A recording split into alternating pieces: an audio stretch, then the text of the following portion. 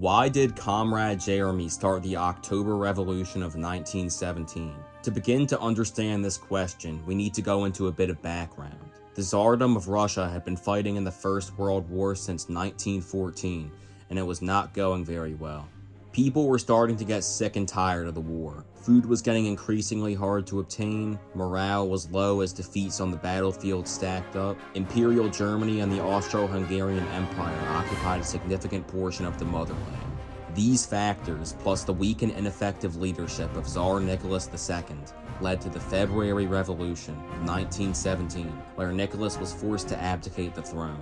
From this came two rival governments to take the place of the Romanov dynasty, the Provisional Government and the Petrograd Soviet. The Provisional Government was made up of members of the Duma, Russia's legislative body, and was generally seen as the more legitimate government of Russia. Meanwhile, the Petrograd Soviet was an elected council of workers and soldiers that held control over factories and other industrial assets. Both governments were locked in a power struggle, with neither one being able to overtake the other. The Provisional Government sought to continue the war with the Central Powers, despite fierce opposition from the Petrograd Soviet and the Russian people.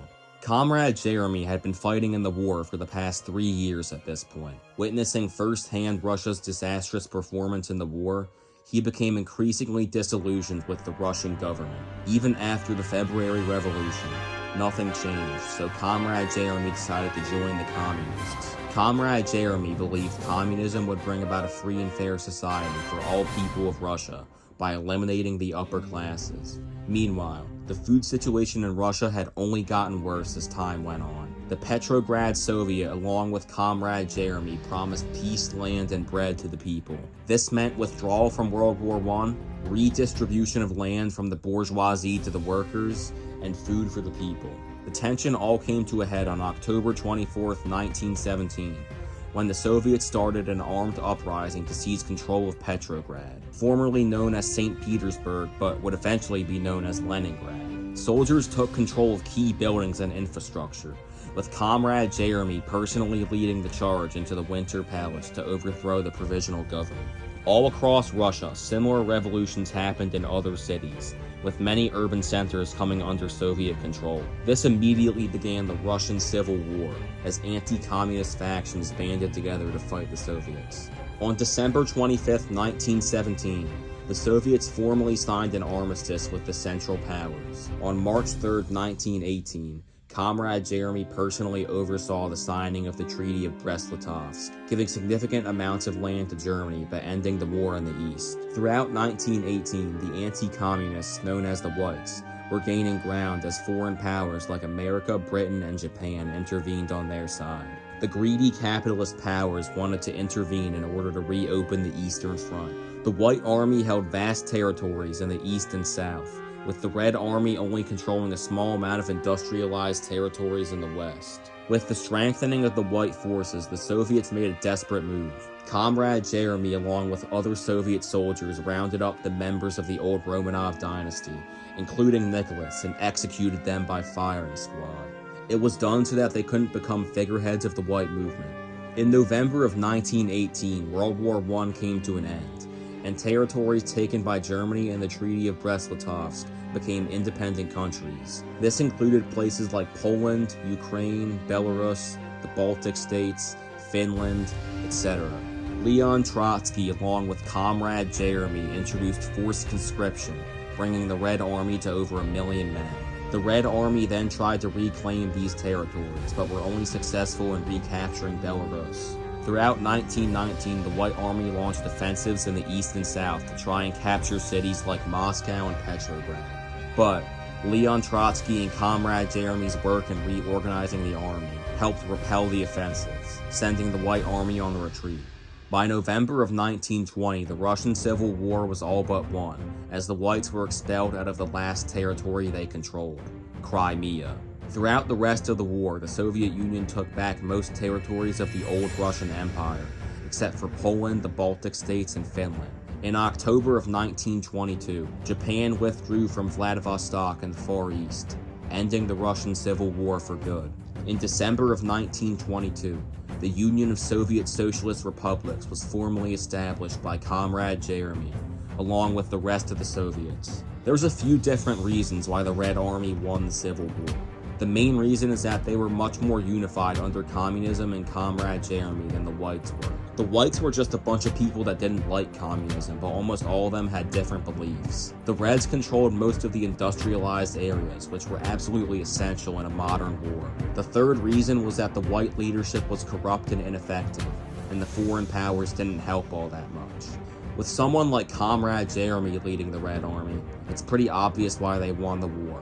In 1924, Vladimir Lenin, the leader of the Soviet Union, died. In his place, a rising figure of the Communist Party seized power, Joseph Stalin. Stalin took Comrade Jeremy's place as the rightful leader of the Soviet Union. Stalin ruled the Soviet Union with an iron fist and purged anyone he saw as a potential threat. Comrade Jeremy was seen as a threat, so Stalin sent him into exile, where he eventually fled to the United States, where he still lives to this day. While Comrade Jeremy no longer was a part of the Soviet Union, he still watched its dealings from afar. He saw the Soviet Union industrialize throughout the interwar period. He saw it prosper throughout the Great Depression as other nations suffered. He saw many atrocities such as the Holodomor, a deliberate famine by Stalin in Ukraine. He watched with joy as the Soviet Union took back its old territories under the Molotov-Ribbentrop Pact with Nazi Germany. While he wasn't a fan of Stalin and his repressive regime, Comrade Jeremy was still patriotic for his country. Comrade Jeremy was very sad when Germany broke the Molotov-Ribbentrop Pact and invaded the Soviet Union on June 22, 1941. He watched with disdain as Germany committed many atrocities in the motherland. He celebrated when the Soviets won at Moscow in 1941, Stalingrad in 1943, and eventually Berlin in 1945. Comrade Jeremy was there when a Soviet soldier planted the Russian flag on top of the Reichstag, the German parliamentary building. Comrade Jeremy watched as the Cold War between the US and USSR began in the aftermath of World War II.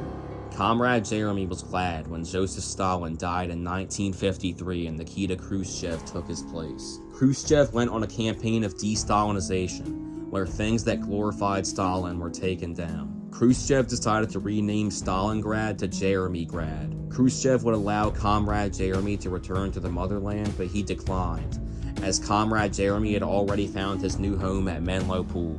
Comrade Jeremy continued to watch the historical events from afar. He saw the launching of Sputnik, the Soviet Union's first satellite. He saw the Cuban Missile Crisis, the Soviet-Afghan War, and he was there when the Berlin Wall fell in 1989. Comrade Jeremy watched with great sadness as the Soviet Union was formally dissolved on December 25, 1991. The Union he worked so hard to create no longer existed. Today, Comrade Jeremy is bleak about the future. He's disappointed in Vladimir Putin for not being able to retake Ukraine in the most recent war. Comrade Jeremy thinks the Russian Federation is weak and nothing like the glorious Soviet Union.